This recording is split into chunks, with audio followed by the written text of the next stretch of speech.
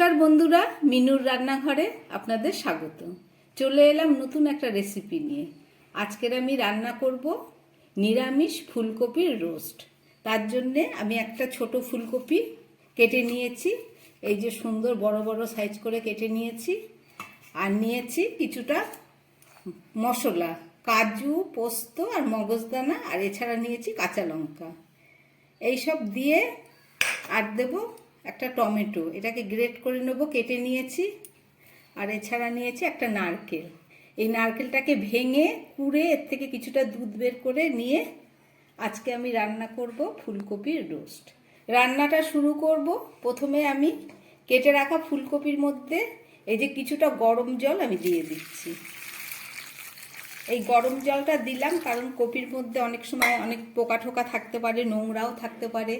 আর তাছাড়া কপিটা একটু হালকা গরম জলে ভিজিয়ে রাখলে কপির একটা যে বাজে ফ্লেভার সেটা নষ্ট হয়ে যায়। এছাড়া একটু নুন দিয়ে দিলাম। এটা এখন 5 মিনিট ভিজিয়ানো থাক, তারপরে রান্না করবার সময় তুলে আপনাদের রান্না করে দেখাবো। 5 মিনিট পরে ফেরত আসলাম। ফুলকপিগুলো গরম জল থেকে তুলে ভালো করে শুকনো করে নিয়েছি। আর এদিকে আমি একটা কড়া বসিয়ে দিয়েছি। এবার চলুন ফুলকপিগুলোকে প্রথমে ভেজে নিই। আমি এই রান্নার জন্য ব্যবহার করছি ফরচুন সয়াবিন অয়েল। এখানে সর্ষের তেল ব্যবহার করলাম না। তেলটা গরম হয়ে গেছে, এবার আমি এর মধ্যে ফুলকপিগুলো দিয়ে দিচ্ছি।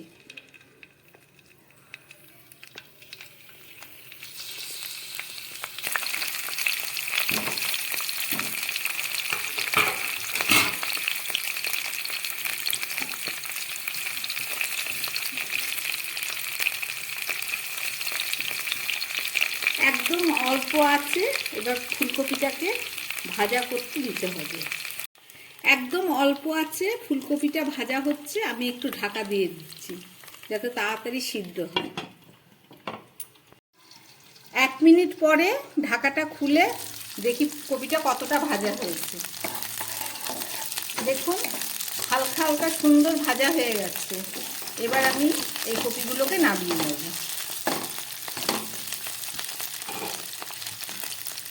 চলুন নামিয়ে নিই কপিগুলো। দেখুন ভাজা হয়ে গেছে, কত সুন্দর একদম সফট হয়ে গেছে। ঢাকা দিয়ে যেহেতু ভেজেছি সেই কারণে। চলুন এবার রান্নাটা শুরু করি। ফুলকপি ভাজার পরে কড়ার মধ্যে আরও সামান্য তেল দিয়ে দিচ্ছি। সাদা তেলই ব্যবহার করছি।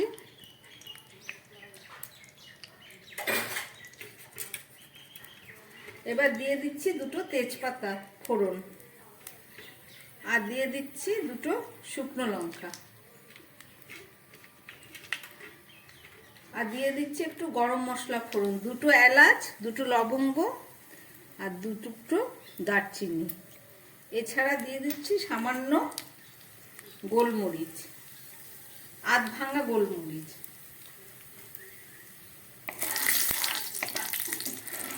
সমস্ত কিছু ভাজা হয়ে গেল। এবারে এর মধ্যে দিয়ে দেবো আমি সাদা জিরে সামান্য পরিমাণ।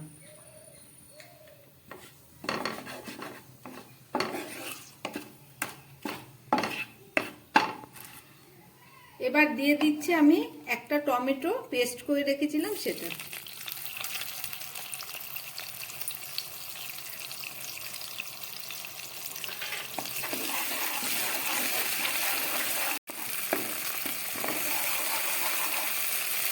টমেটো পেস্টটা 30 সেকেন্ড মতো ভেজে নিলাম। এবার এর মধ্যে দিয়ে দিচ্ছি আমি 1/2 চামচ আদা বাটা, আর দিয়ে দিচ্ছি 3টে কাঁচা লঙ্কা বাটা।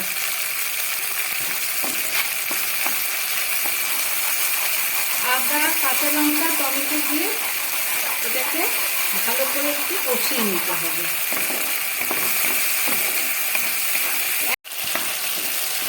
1 মিনিট কষালাম। এবার এর মধ্যে দিয়ে দিচ্ছি 1/2 চামচ ধনের গুঁড়ো,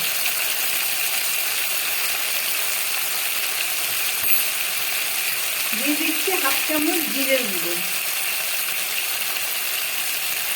আর দিয়ে দিচ্ছি সামান্য গরম মশলা গুঁড়ো।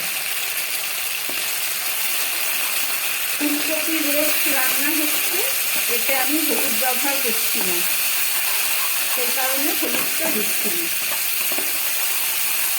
এগুলো একদম কম আছে, এখন 1 মিনিট মতো ভেজে দিতে হবে। তারপরে বাকি উপকরণগুলো আমি এর মধ্যে দেব। আমার মশলাটা ভাজা হয়ে এসছে, এবার আমি দিয়ে দেব পেস্ট করে রাখা কাজু, চালমগজ আর পোস্ত।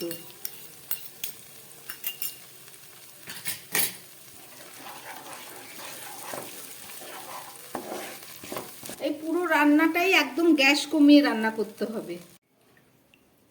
আমি হাফমালা নারকেল কুড়ে সামান্য গরম জল দিয়ে ভিজিয়ে রেখেছিলাম নারকেলের দুধ বের করব বলে।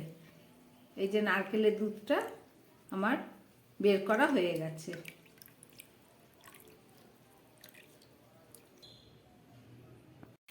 কাজু, পোস্ত, চালমগজ দানা সব কিছু দিয়ে আমার মশলাটা ভাজা হয়ে গেছে, দেখুন তেল বেরিয়ে গেছে। এবার এর মধ্যে আমি দিয়ে দেবো এই যে নারকেলের দুধটা। আমি এখানে নারকেলের দুধটা দিলাম, আপনাদের যদি হাতের কাছে নারকেল না থাকে তাহলে এটা না দিলেও হবে।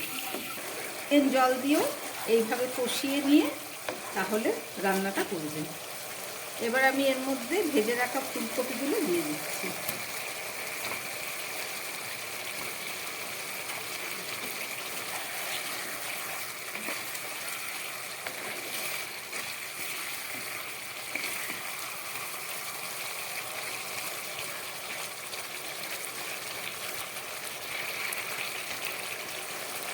এবারে গ্যাসটা কমিয়ে 1 মিনিট মতো ঢাকা দিয়ে আমি এটাকে সিদ্ধ হতে দেবো।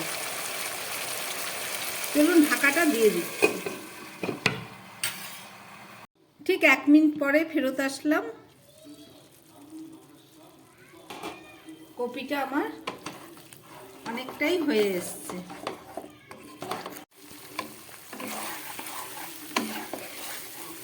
সমস্ত মশলা দিয়ে আমার ফুলকপিগুলো কষানো হয়ে গেছে। চলুন এর মধ্যে এবার দিয়ে দেব সামান্য নুন। এতক্ষণ রান্নাটায় আমি নুন ব্যবহার করিনি। ফুলকপিতে প্রথমে একটু নুন দিয়েছিলাম ধোবার জন্যে,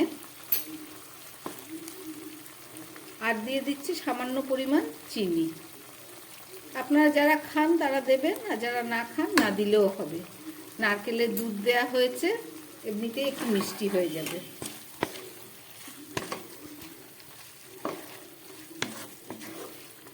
সবই প্রায় দেয়া হয়ে গেল।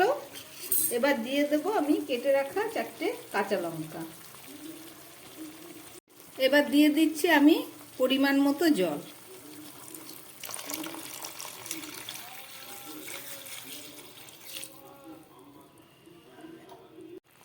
সমস্ত মশলা দেবার পরে, জল দেওয়ার পরে তরকারিটা দেখুন ফুটে উঠেছে। এবারে আমি এর মধ্যে দিয়ে দেবো সামান্য গোলমরিচের গুঁড়ো। চলুন এবার এটাকে ঢাকা দিয়ে 5-6 মিনিটের জন্য রান্না হতে দিই। প্রায় 10 মিনিট পরে আবার আমি ফেরত এসেছি। ঢাকাটা খুলে আপনাদের দেখাচ্ছি। আমি 5-6 মিনিট পরে একবার খুলে ঢাকাটা নেড়ে দিয়েছিলাম। এখন প্রায় 10 মিনিট ধরে কপিটা হালকা আঁচে রান্না হলো। দেখুন ফুলকপির রোস্ট হয়ে এসছে।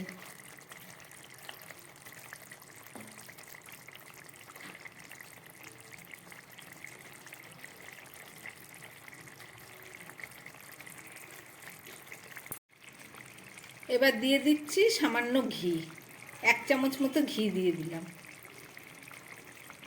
বাস তৈরি হয়ে গেল আমার ফুলকপির রোস্ট। চলুন এবার 2 মিনিট ঢাকা দিয়ে রেখে নামিয়ে আপনাদের দেখাচ্ছি।